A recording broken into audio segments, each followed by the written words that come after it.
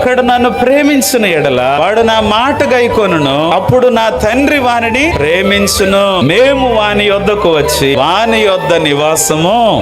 బిగ్గరగా చప్పట్లు కొడదాం, బిగ్గరగా చప్పట్లు కొడదాం. ఈ కుమారుని మనం ఏం చేయాలి? ప్రేమించాలి. ప్రేమిస్తే తండ్రి ఏం చేస్తాడంట? మనల్ని ప్రేమిస్తాడంట. అంత మాత్రమే కాదు, తండ్రి కుమారుడు కూడా వచ్చి వాని యొద్ద నివాసము.